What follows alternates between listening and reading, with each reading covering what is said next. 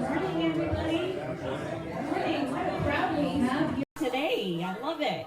Welcome back to our snowbirds, and I just want to let everybody finish wrapping up their conversations.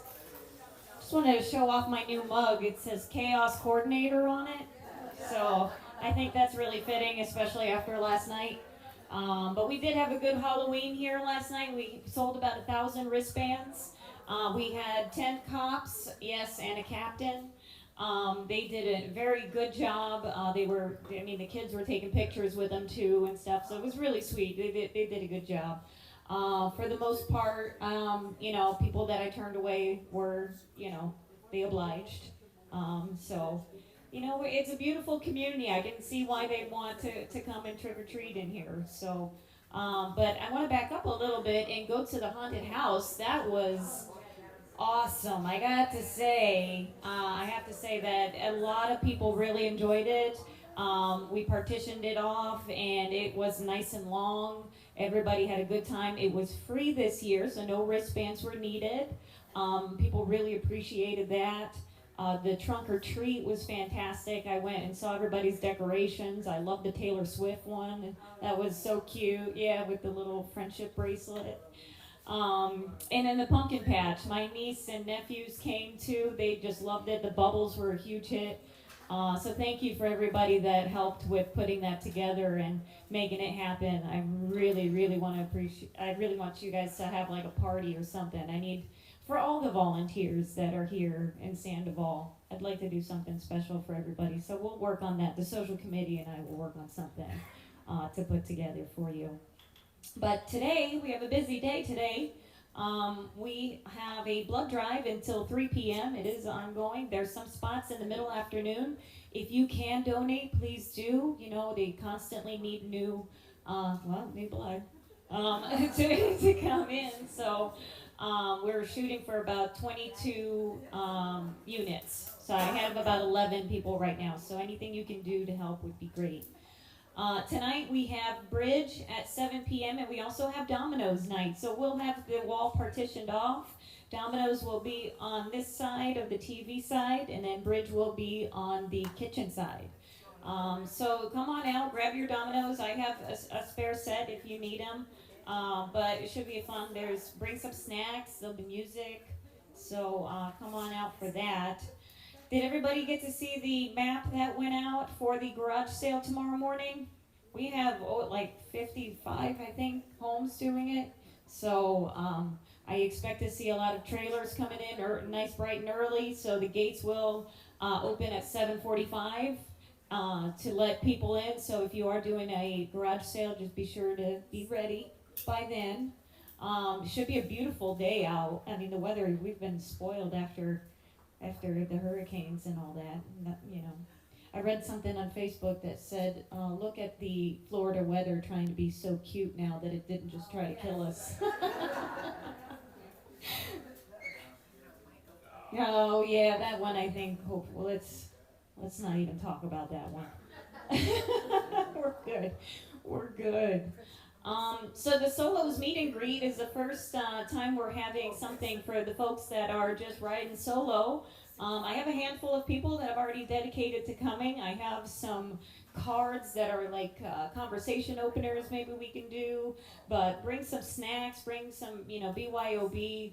It'll be just a nice meet and greet to see who else in the community has something already in common with you, which is riding solo. So that'll be a nice meet and greet. That's the 9th, so it's not this Saturday, but next Saturday at 7 p.m. And it'll go until whenever, so if we get a real big crowd and it's real rowdy, maybe it'll go till 10 o'clock or something. But what else do we have coming up? The fall market. We have 16 vendors. I went through this Florida vendors. She comes very highly recommended. Thank you. So she has 16 vendors that will be within here on the back patio and a little bit on the outside here on the walkway. So be sure to check them out. There's anything, I think there's a bread, there's jewelry, there's candles, you name it. It's a nice little fall market. That's on the 15th. It's going to be on a Friday. Bless you. It'll be from 1 to 4. And then that evening, so it's kind of like a welcome back day for the snowbirds. So we have a fall market. And then in the evening, we have this fantastic singer. I can't stress it enough. Dina, her voice, it packs a punch, and she's just such a nice spirit to have. I can't wait to have her here. So we'll have some round tables. It is open seating because I want to encourage the mingling, right? I know that everybody kind of likes their little cliques and wants to sit with their friends, but we have to keep in mind there's new residents that come in all the time, and we want to welcome them into our community. So it is going to be open seating. And I would like to just get a head count. There'll be some snacks and food. I've got fruit and cheese and some little skewers with prosciutto and other things. So it'll be nice. It won't be the big decadent. I think last year we had a huge amount of food, but we ended up having to take a lot home. So we went a little lighter this time. It's more for cocktails. It's cocktail hours at 7. So yes, and we've got Which one is that one? Mambo. Yeah, tonight, actually, I got a surprise call from Mother Teresa, so she'll be here tonight at 5 p.m. in the clubhouse parking lot. They have excellent soups, but they have more than just that. They have sandwiches and all of that. So come on out and support the local businesses. It's real important to do that. Any questions for me? Comments? Concerns? Yes, ma'am. Yes, thank you, Debbie. Yes, I'm working with. Her name is also Jessica. She's a fitness instructor that was at all around the clock, I believe, and they shut down. So she wants to bring. She has a bunch of classes to choose from, but she gave me 3 to kind of gauge the interest. There's a bar class, a Tabata class, and a sculpting class. So I'm taking emails or however, if you just want to let me know, shout it out which one you want, then she'll commit to that and she'll come in. It's going to be probably Mondays and Thursdays at 7 at night. So I haven't discussed costs with her yet, but I would imagine it's probably going to be about the same, $5-10 a person. I would discourage her from doing any more than $10. It just wouldn't seem fair or right to do that. But it will come at a cost. She provided me all of her insurance. She's cleared to go. So yeah, it's just a matter of time. I get the interest from the community, then we can set her up and get her started. So, and it'll be in the Flex Fitness room. Yes. Hmm? Oh, so we have Broadway Palm is going to be. I have some tickets. I think I have about 25 tickets. I can always get more for Buddy Holly. It's going to be a fantastic show. Of course, there's a dinner with the Broadway Palm. It's on the 25th of January, also my birthday. So, yes, it's going to be a nice show. It's on a Saturday evening, and so they always do a fantastic job. And before I forget, I also want to mention West Side Story. Of course, that's been sold out for a while now. But if you haven't paid yet, please do so. Tom's already paid for the tickets, so he'd like to get his money. And I think the cutoff we did was the 25th of November, I think we had said. Oh, yeah. So, yeah. So he says just pay. So, yeah. So any other questions, comments, concerns? I think everybody's pretty happy in this community, especially this bunch. Yeah. All right. Well, if nothing else, then I'll hand it over to Chuckaroo here. Thanks so much, guys.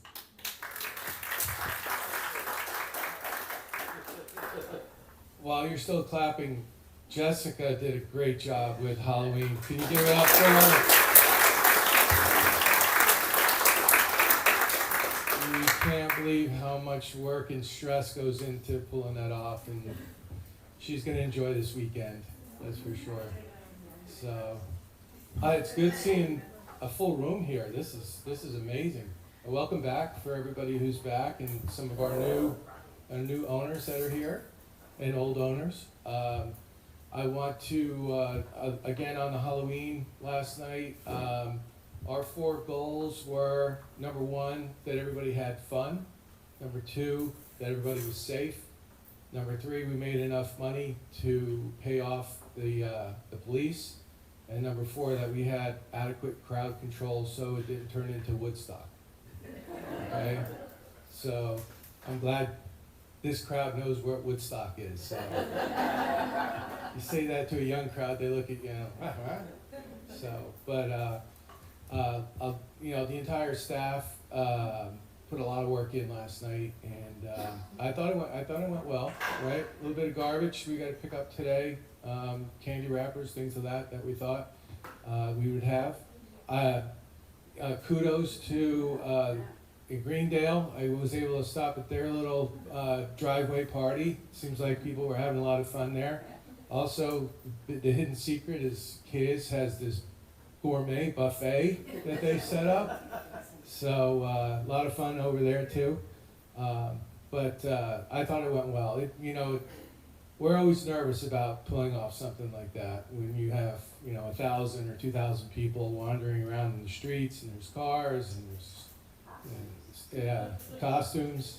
Yeah, the costumes this year were kind of, last year I was amazed at some of the costumes, but maybe I'm not up on my cartoon characters or what have you.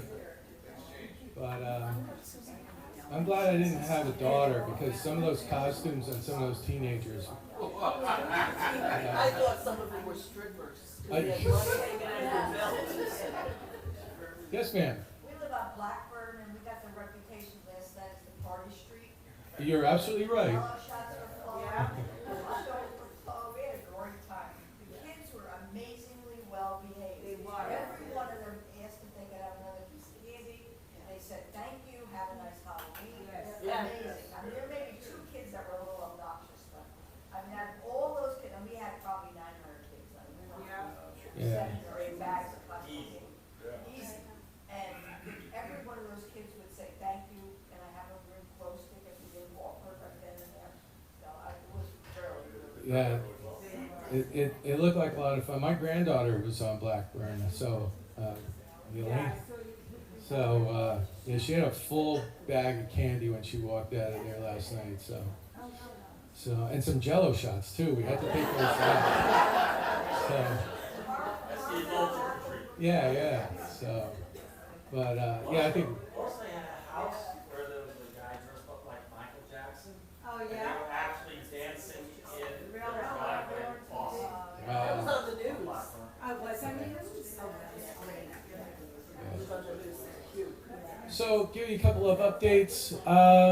What you're going to see next week is Jane's here, our chairwoman of the Lakes Committee. Lake 16, which is right next to the tennis courts, we will begin construction on the Lakeshore Erosion Project. So part of the tennis court parking lot will be closed off, so construction can get access through there.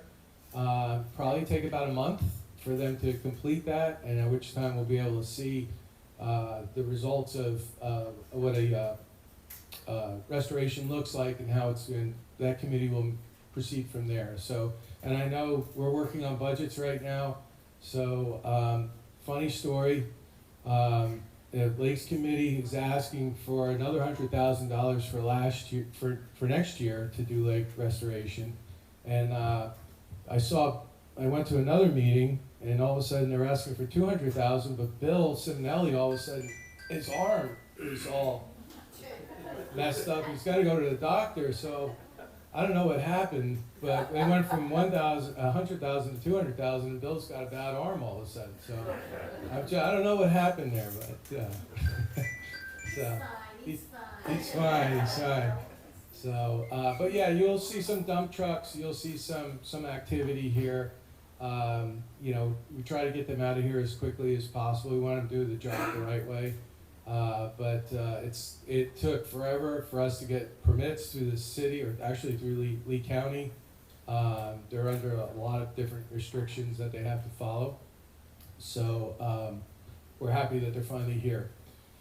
Unbeknownst to us, yesterday, the City of Cape Coral Development Department was here completing their horticulture inspection.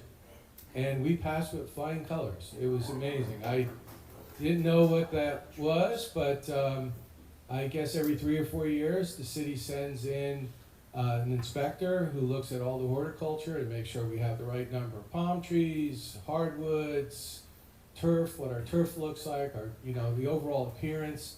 It was a very nice gentleman, had a nice conversation with him.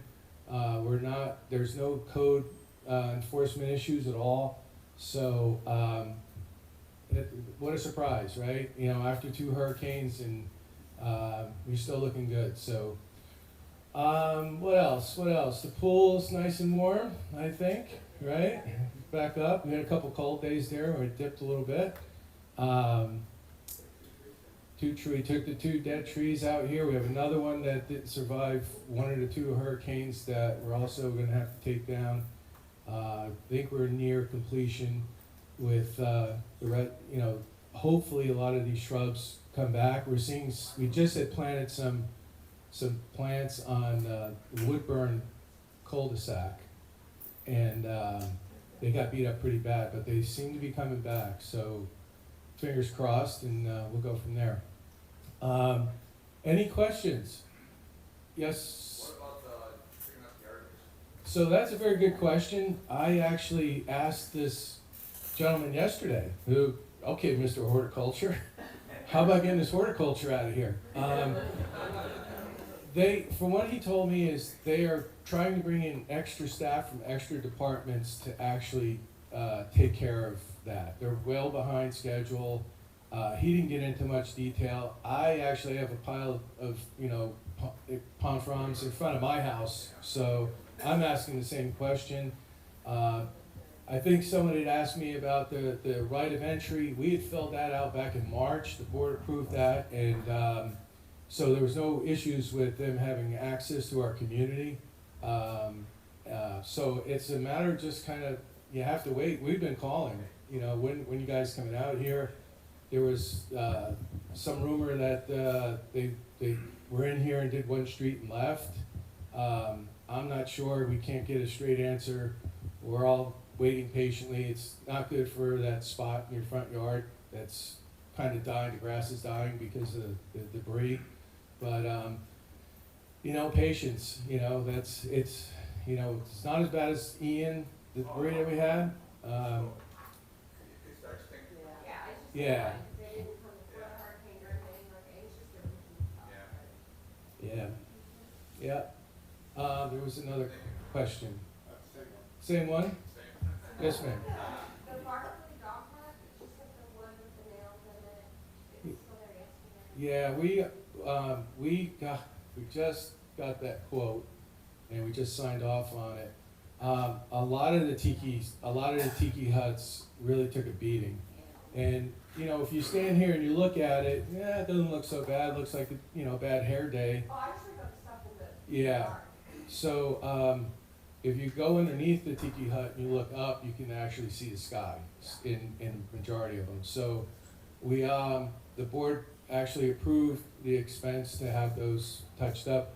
That wood is actually the cap that belongs to that particular tiki hut. So we thought about taking it and putting it somewhere, but we don't know where to put it. They told us to leave it there. They're going to try and get to it now that we've signed off on it. They're not only going to take care of that one, but there's the Calypso has one, some out here. So, but that actually is part of that tiki hut. It's the cap. So, yes, sir. The canopy, we're waiting for a quote from the company to give us the replacement for the canopy. So, I know you had a question about, holding somebody responsible, but, that's not, yeah. So, there's a hole in the canopy for there's a lot of problems with the playground. We have parts that we're trying to get quotes on. It's a proprietary piece of equipment that has a lot of safety concerns because you have young children on there.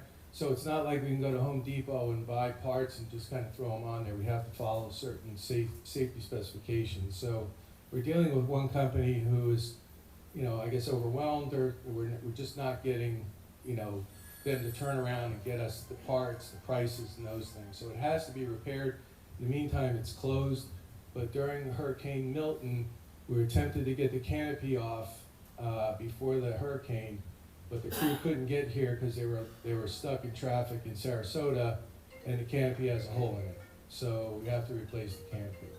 So that's a cost that we're waiting, so we can put all of our costs together for Helene and Milton and start tracking, because we have juniper costs for removing the trees that fell in the commons. You know, we've had a lot of little things that we had to get fixed, so, not as bad as Ian, but, you know, hurricanes, you know, two in a couple of weeks, so. I don't think it's significant enough to get there, but if it is, you know, that'll be an option for the board. But, you know, thank God we didn't sustain that kind of damage, so. I thought I saw a hand over here. It's the same question. Same question? Chris, who you texting? Just kidding, just kidding. Anybody else? Everybody asked the same thing about debris in the front yard there? All right. Oh, question. Got called out. We do have a food drive that just started today, and it's for the Cape Coral, thank you. For the Cape Coral Caring Center, there's a box in the library. We're gonna be collecting non-perishables for the Cape Coral Caring Center until the 20th. Okay, sorry, that's all I wanted. So the blood truck leaves at 5 and the food truck comes in at 5, so Yeah. you Yeah. just don't wanna mix those up? No, right, there's a food drive, food truck, that's tonight. Yeah, there's a lot going on. The food drive is for the Cape Coral Caring Center, Okay. so that's donations. And a lot of thanks to everybody who donated clothes, food for the efforts for the people up in North Carolina who took the brunt of Helene. We have somebody who actually has relatives up there, gathered up all the donations and took them up to the people who really needed it. Thank you for everybody who contributed. So, yes, ma'am. So this is unofficial, I'm not a board member anyway. I'm in Somerville, I forget. I'm in Somerville, and if you notice, we're having our roofs replaced. We started in August. Colonial Roofing's been doing it. We have 22 residential buildings. I'm happy to say the tiles have been delivered, and they are being put up on our roof, so hopefully, we're looking forward to the new year actually having it completed if possible. But it's been a big project. You guys are just days away from getting a dirty roof violation. Just kidding, just kidding. We wouldn't do that. Yes, sir. On the debris on the streets, does Waste Pro have any responsibility for their weekly pickups? They haven't picked it up in 3 weeks. Yeah, that's what I had mentioned before. Waste Pro is under contract by the city of Cape Coral, which is included in your tax dollars, right? So that's who's supposed to come and pick it up. They're kind of, it sounds like they're kind of arm wrestling over having the appropriate amount of staff and trucks to be able to take care of that. So I'm not sure, I don't have the inside scoop on what's going on there. I actually am a homeowner in the Northwest. I've got a pile of debris in front of my house. I like it to disappear just as quick as you do. It's, burning up my grass as well, so. But you can try and call Waste Pro. You could try and call the city of Cape Coral. Many people have, we have, the office, and we're kind of getting the same, canned answer. We're working on it. Tell us install between the city and Waste Pro, there won't be any debris. I can't speak for them, it's frustrating, but.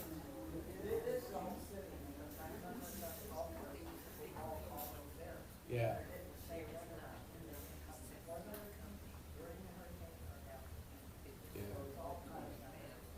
At least they're picking up regular house trash and recycling now, because the first week they didn't pick up recycling.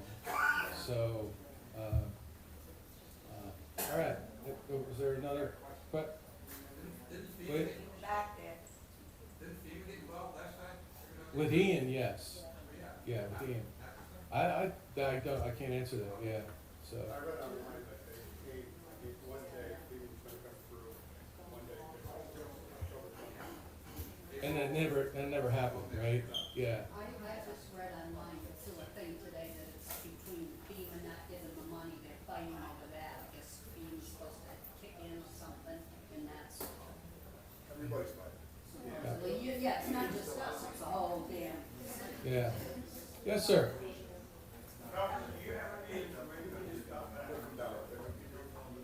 Do you have any information on the situation with insurance for Sandoval and the settlement on the road? No, I don't, sir. I wish I could. Apparently it's nowhere. I have to defer to Michelle, who's the, cam down there. Yeah. So I wish I could answer your question, but, any other questions? Yes, sir. Can we get a repeat explanation on the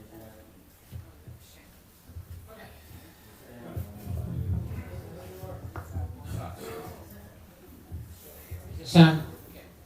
Tom, what's your question? Can you explain what the decision was on the about the internet? Okay, so going back to last July, we formed an internet ad hoc committee with two objectives. One was to engage CenturyLink on a proactive basis to try to resolve sort of the ongoing issues that we were seeing with service from our existing internet provider. The second objective was to start looking at plans and starting to make some choices about what we would do after April of 2026 when the current CenturyLink contract ends.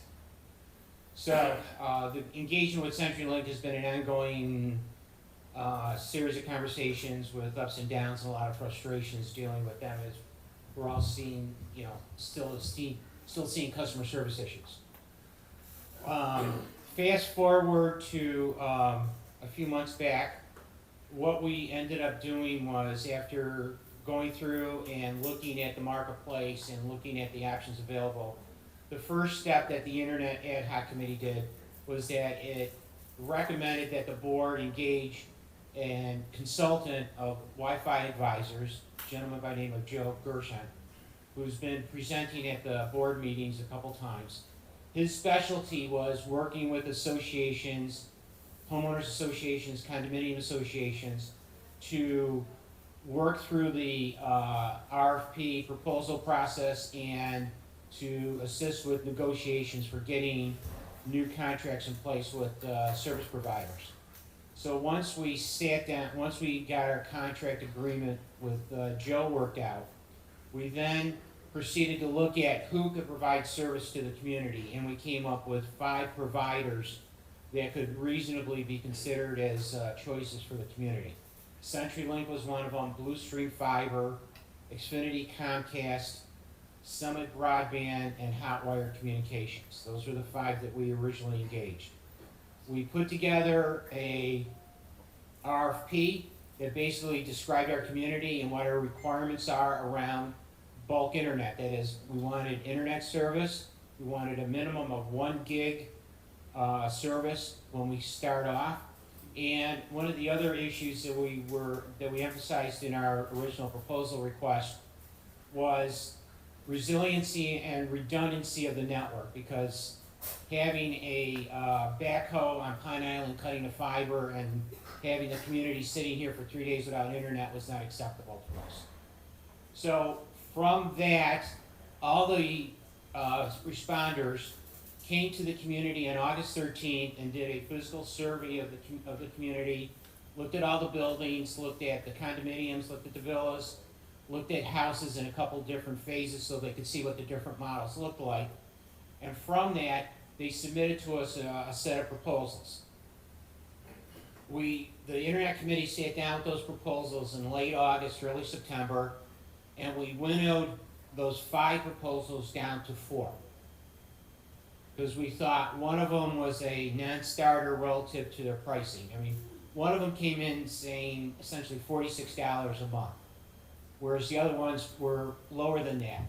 So we then set up a set of in-depth Zoom reviews with those 4 providers, Bluestream, CenturyLink, Comcast, and Summit Broadband.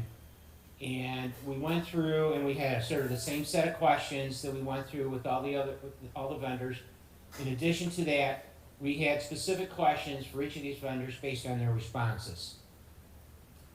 I have to tell you that our consensus at the end of that round of reviews was that Blue Stream Fiber blew us away, not only in terms of their basic offer, but they had a very strong emphasis on customer service and a really well laid out plan for how they would transition a community such as ours to their service. So we then took a step back and said, okay, we like what we hear, but we still don't like the pricing.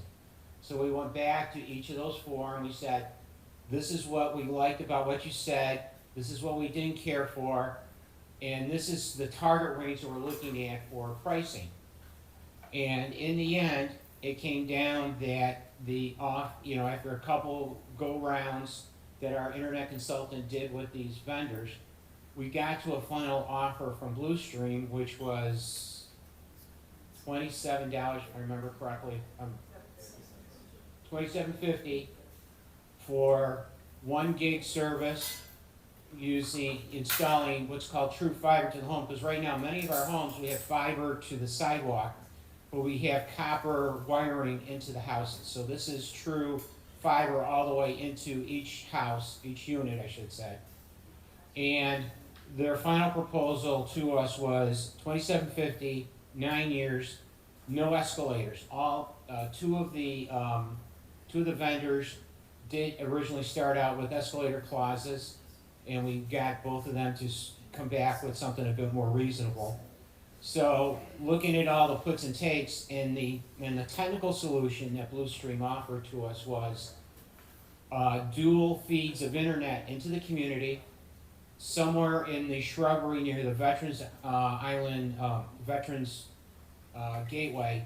They're gonna put a hut with their electronics in it that's also gonna have a backup generator in it. So what's nice, and then we verified the operation of that with other communities. We talked to Shell Point down here near Sandoval, and one other, Glen Eagle, I think it was the other one that we talked to. And it was interesting, Glen Eagle had gone to Blue Stream back when CenturyLink got rid of video service, and they used that to transition over. And we got very positive feedback from both of those communities about the customer service and about the quality of service. The other thing that we did is we got a commitment from Blue Stream that they're gonna put in what's called Wi-Fi 7 technology. So the box that'll be in your house will also be a router, a Wi-Fi router that will have what's called Wi-Fi 7, which is just the latest standard coming out. Plus they're going to provide 2 Wi-Fi pods for each house. So that's a device that you can place at different locations at your house to sort of spread the Wi-Fi service uniformly through your house. So we're pretty, we felt that this was the best offer for the community, both from a financial perspective, because it's basically, it's a $2.50 increase over what we're paying now, and that's guaranteed, locked in for 9 years. We're working on wording in the contract negotiations about technology upgrades. If Wi-Fi 8, Wi-Fi 9 comes down during the course of our contract with them. And we're going through a process to make sure that there are SLAs, service level agreements in their contract with payment penalties if they don't meet it. The other thing we found very interesting is that even in their draft contract, they make commitments about how long it's going to take for someone to answer the phone, how soon they'll have a service tech on site if you get your call in by 2 o'clock in the afternoon, and things like that. So we felt very positive that this was a solution. So hopefully we'll get through a successful contract negotiation process over the next month or so, and then we'll present the final contract to the board to be reviewed and approved, hopefully probably at the December meeting. Questions? They're just bringing fiber optics to the outside of the house. No, they bring it right into the house. That's going to be a difference, yeah. So right now, so if you look, a lot of our houses have either coaxial cable or copper wire using DSL service to get into the modem that's in your house. But this will be, so we will have fiber throughout the community right into the junction box inside our house. Yes, Eric? No, no, it's up to, If we don't have power, we don't still. correct. Obviously, yeah, so like, I have a backup generator, so, once you have a backup generator up and running, or if you have solar panels to power your house with battery backup, internet will be running. That's up to us. It's up to each individual to have their own solution for a power outage. Yeah. Yes, Tom? Two questions to clear up any misinformation. Was any TV discussed? And the second was to implement, how is it going to get implemented in the time frame that I'll be able to do that? Okay, two questions, thank you, I forgot to bring that up. So, early on in the process, one of the things that the Internet Committee decided on is that since we already made the transition to internet only, that we were only looking at internet offers. So, none of the offers that we looked at included, by our request, any bundled cable or TV service, okay? However, all of the vendors, with the exception of CenturyLink, Quantum, have retail options that you can choose from to purchase a TV package from them that'll run over the service, but it'll be a retail option. You know, we talked to Comcast, the same thing. They have retail options that you can choose, and it looks like a standard cable type TV package. Pardon? But yeah, and that's dictated by the fact how much the content providers charge these distribution companies. I mean, you know, the CNNs, the ESPNs, they all want their piece of the pie, so there's relatively thin margins relative to streaming content these days. Does that answer your question, Tom? First one, Yeah. just, and when it's all going to get rolled out. So when it gets rolled out, so this will be, so step one is we have to sign the contract. Then right after the first of the year, they will start applying for permits for construction. And then they'll sit down with us and put together a project plan to start bringing fiber into the community and construct their, what they call the head end equipment. And then they'll start putting cable, they'll put their conduit and cables into each street.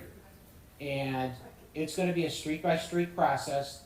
They are gonna do all underground conduits. So if they go under a street, they'll do what's called a bore dig, which they'll go under the asphalt and back up. So we expect minimal to no cuts in our asphalt or sidewalks as they complete the process.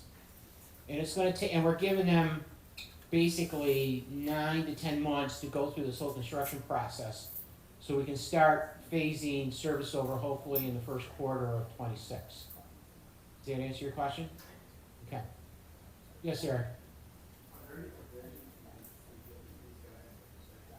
You can't take us out of service or with their dating operation, they can't take us out of service.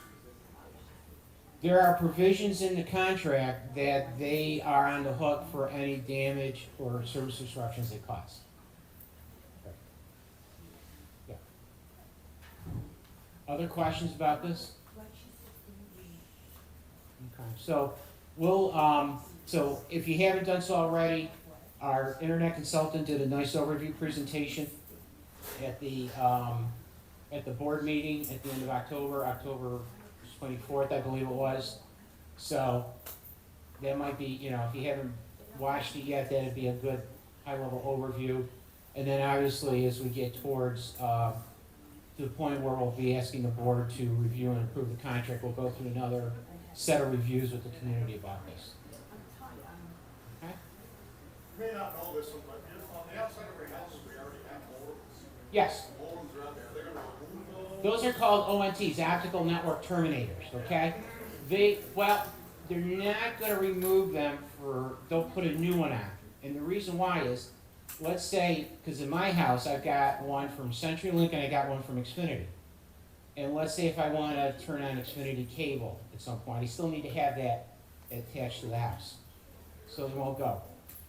In our mesh networks that we bought a couple years ago, will go away because they're gonna provide all, Mesh networks. well, you know, routers. Right, yes. We'll have to work through a process with CenturyLink to return all that equipment to them. So I'm assuming at some point in March, April of 26, a corner of this building will be stacked with all the old equipment in the community. And we'll have to work out getting CenturyLink to come and pick it up. Okay. Okay. Other questions? Okay.